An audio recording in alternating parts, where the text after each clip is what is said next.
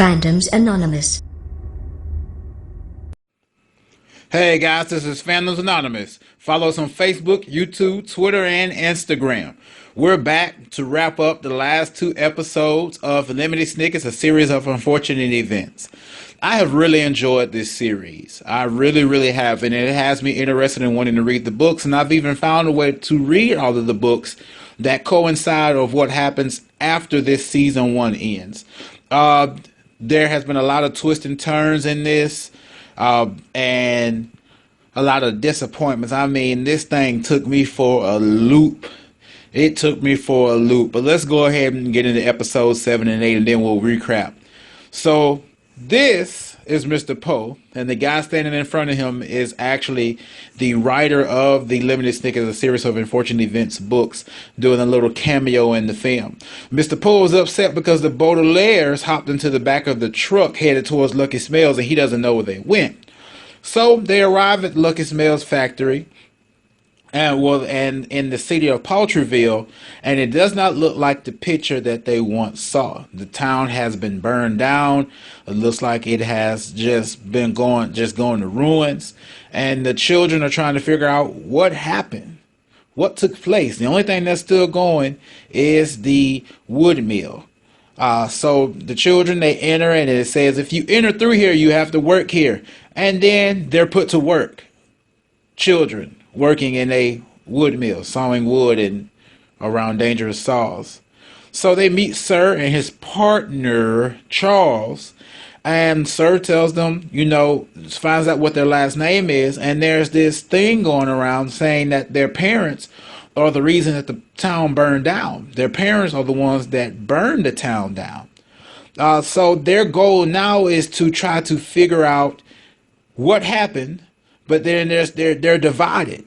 Klaus is ready to go and get out of there, but Violet wants to clear the parents' names. And I can understand that. Your parents died, and you don't want your parents to be going along with a name that states that they did something bad. So they get put to work in the factory. Even Sonny is chawing down and biting down on wood, and that was just a hilarious little spiel. They get to meet different workers. They notice that everybody's kind of on the same type of tip or level, and everything's not okay.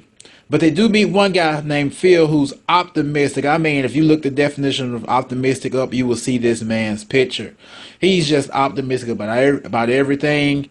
He says it doesn't matter if your parents burn the town down. You don't have to be your parents. And he's there for them. It's kind of like they're gleaming hope inside of the despair that they're going through in their current situation.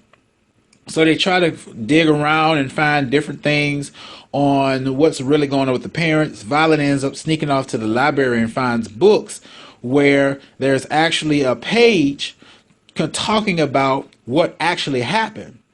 And the Sir's partner, Charles, gave her the page because all the other pages were blacked out. Come to find out their parents helped save everybody from the fire. They did not start the fire. That was the big difference in all of that. Then, of course, here comes Count Olaf. He's working along with Dr. Orwell, I believe her name is. She's an optometrist. But in her optometry, she hypnotizes everybody. So everybody is hypnotized, and that's why nobody complains about the conditions working in the factory.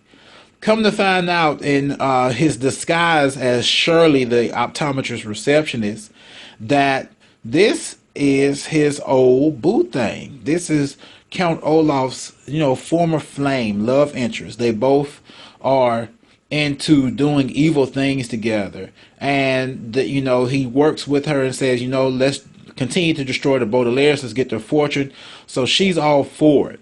So Klaus had his eyeglasses broken, and he needs his glasses to see, so he went to take a visit to the optometrist. While he takes a visit to the optometrist, like I already told you earlier, she is all about hypnotizing people, which is why the workers there have no apparent recollection of what's going on with their lives or what's happening. So Klaus gets hypnotized, and then there's code words that will take Klaus out of his hypnotism. But we get to a real sad part. Of course, we said earlier in our earlier reviews that the parents were trying to get back to the children.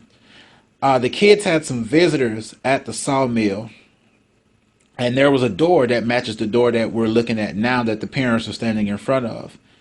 When the door opened for the kids, it was the optometrist and Shirley.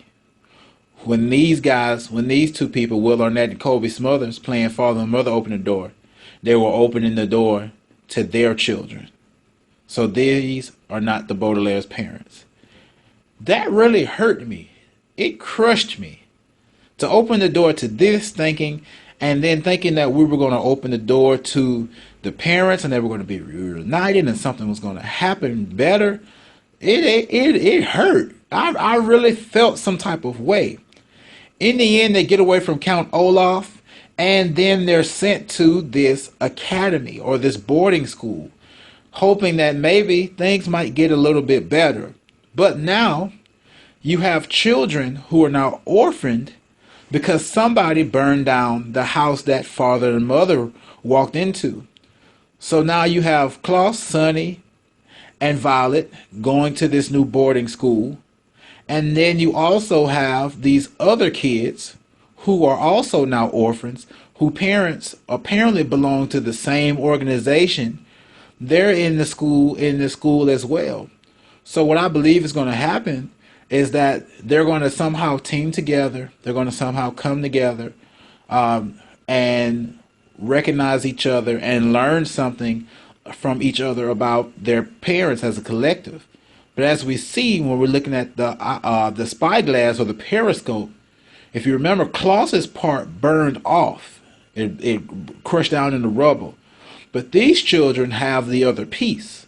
So maybe we're going to see something later on that connects the two together and they find out more.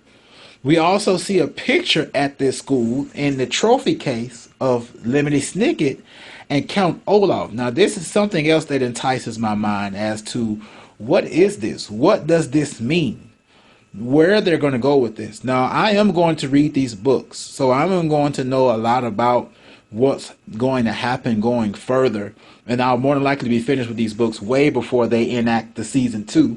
And I don't even know if they've stated that season 2 is going to come out yet. Well, of course, we know they're going to pick it up, but in the event, this has been an awesome season 1. I really enjoyed Lemony Snicket's A Series of Unfortunate Events on Netflix. Like I said before, I enjoyed the first movie as well, but it looks like this is sticking to the source material because I read a portion of the book, and the way that they speak and the way that they talk and the way that they narrate is coming directly from the book, and that's something that I like. Reminds me of Harry Potter. So again, guys, this is your therapy.